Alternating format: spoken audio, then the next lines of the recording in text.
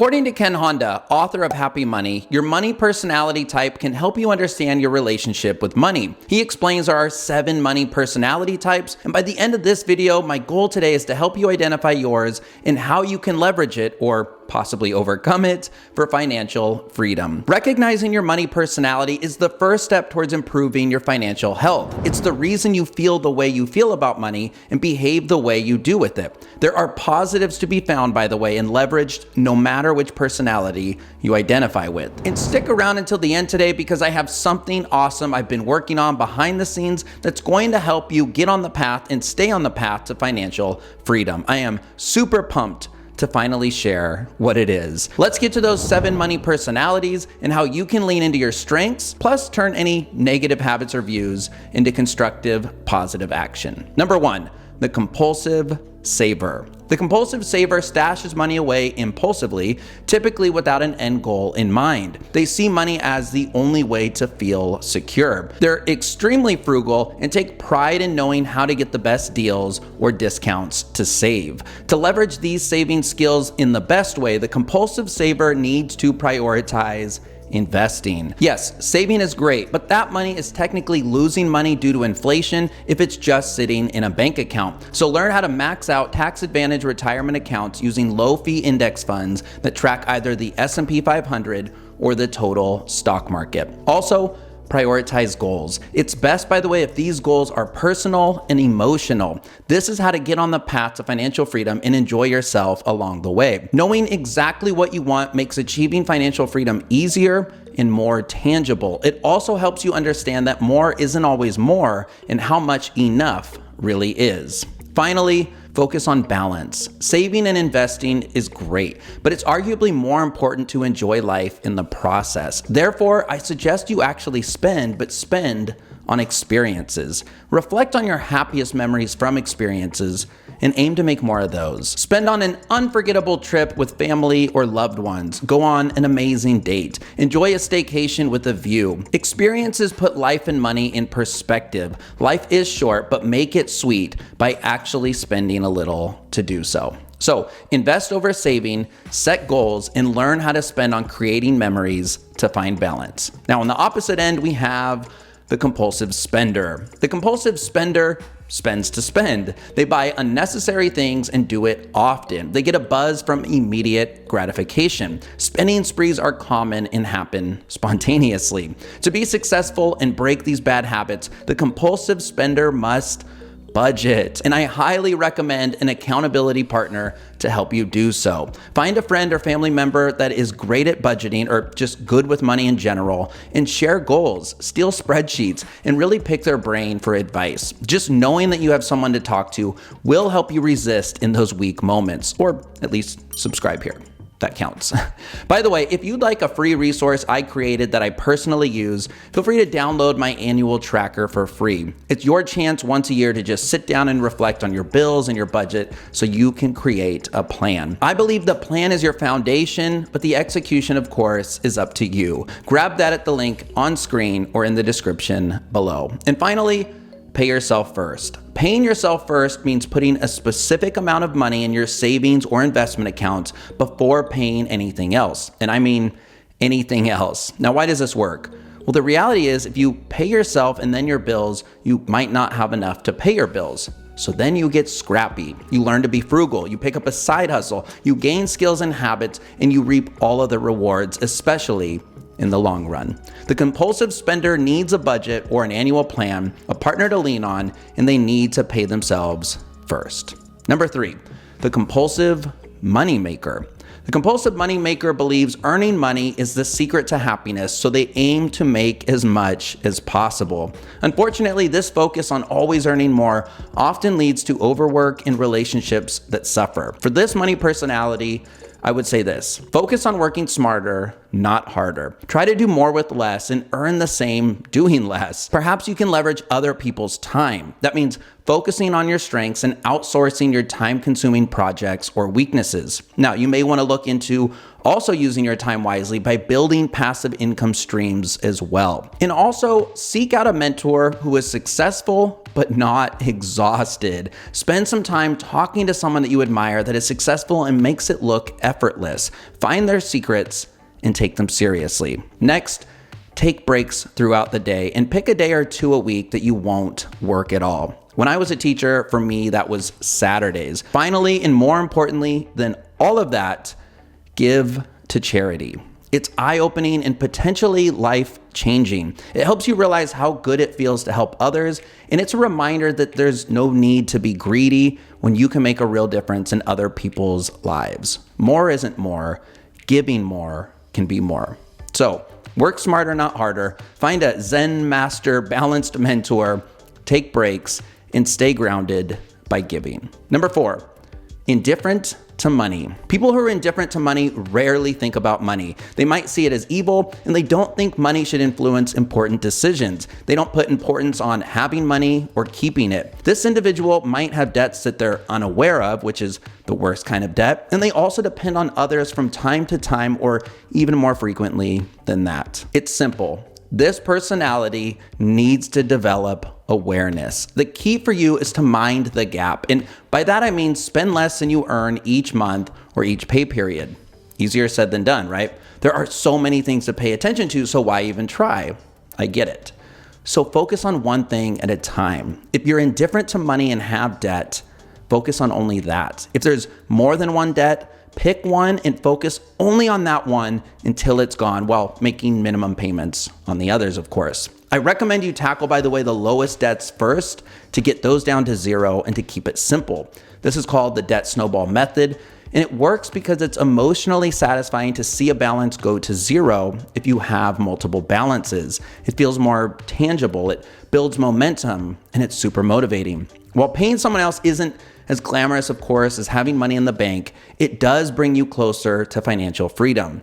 And what doesn't get measured gets missed. So spend less than you earn, tackle debts one at a time, and then enjoy the fun part, which is seeing your savings grow the same focused way. Number 5, the saver spender. The saver spender starts off saving well, but then is overcome by spending impulses and may spend freely on unnecessary wants rather than on needs or goals. They work to save to spend. Money in, money saved, money spent. It's a roller coaster and ultimately unproductive. The saver splurger describes many people that think they're good at saving. They're often motivated and even excited to save at times. But the problem is they don't realize saving to spend isn't saving. It's still spending. Saving $1,500 for a new TV is spending $1,500. Saving $5,000 for a down payment on a car is spending $5,000 and then some because, wow, gas and maintenance is expensive right now. Am I right? The solution is to keep focused on long-term financial goals instead. Now, it sounds obvious, but it's extremely important. But here's the beauty in saving towards financial goals like retirement. When you set up a plan and automate it, you can spend freely on any money that's left over without guilt. So prioritize saving a specific amount monthly, then have some fun spending without looking back. Because I assure you, spending extra money is incredible and much more productive than saving to spend. Plus, by spending less, 3 things actually work in your favor. 1, you'll have more money to put aside for eventual financial freedom. 2, you'll learn that you actually need a lot less stuff to survive, which also helps you save more. And 3, it means you'll potentially need less for eventual retirement. Win, win, win. Number 6, the gambler. The gambler is thrilled by risk and the promise of reward, but this is dangerous and can lead to some truly ugly situations. For example, a sudden devastating loss can lead to borrowing from your emergency fund, your retirement fund, a child's education fund, or worse. It's important to put aside saving before taking any risks. But you, my gambler friend, You may need to fill your time so that you have less time to be tempted to take risks. You need a side hustle or maybe 2 or 3. Trading your time for guaranteed money would be very wise for you, but there's actually another route that I recommend. Spend your time creating passive income streams. Remember, most millionaires have 7 streams of income on average, and I can assure you they aren't putting in time for most of them. Once they set themselves up with passive income, they earn money without time outside of a little bit of monitoring and maybe maintenance. So bet on yourself for once. You can create and sell digital content like a podcast or course. You could invest in real estate. You can earn dividends from investing. Any and all of that counts, but pick one and give it a serious go. Spend at least 90 days pursuing whatever it is that you choose before you even consider a different path. Each passive income stream does take time and attention, but it's better to spend your time in this way than looking for the next high risk, high reward option. Number 7, the warrior. Not warrior, worrier. The worrier lacks confidence about attaining financial freedom and worries constantly that there isn't enough money or that something is going to go wrong. This personality needs to understand the source of this worry. Reflect on where this comes from. Is it financial trauma? Maybe your parents' attitude about money? Something else completely? To experience financial freedom, you're going to need to view money as a catalyst to help you achieve your dreams, fuel your passions, and live a stress-free life that you can enjoy. And if you view money negatively, you'll subconsciously sabotage your chances of making it and keeping it. Even if it often feels like a burden, remind yourself that money is a good thing. It's a necessity like food or water. It's a tool. It helps you buy the things you need and live the life that you want. You should want to achieve financial freedom because you deserve it, and money is the ticket to that freedom, and that freedom is freedom from worry. And if nothing else, build an emergency fund. I cannot emphasize how much this eliminates day-to-day stress and worry,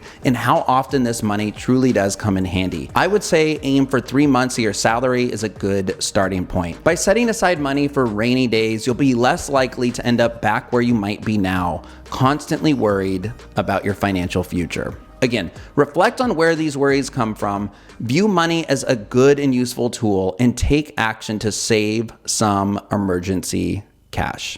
No matter your money personality, seeking financial freedom helps you take ownership over your money and, more importantly, your life. I believe anybody and everybody can live within their means, be more frugal, invest instead of save, and discover success. Anybody can talk money more openly, find help, budget, set goals, build additional streams of income, pay down debts, and do it all for the sake of striking proper balance. And balance, by the way, has definitely been a theme today. You can't change your personality, but you are in control of your actions. You can change the course of your financial future for the better, regardless of what money personality bucket or buckets you feel that you fit into, especially if you take these tips today in advice to heart. Here are those 7 money personalities again on screen because I'm super curious. Which one do you identify with the most? And perhaps it's a hybrid. I'd love to hear from you about it in the comments. And tell me how your personality impacts your relationship with money and what you think you can do to leverage that personality or generally improve on. All right, I've hinted at something super cool I've been working on for weeks, and I can finally share what it is today.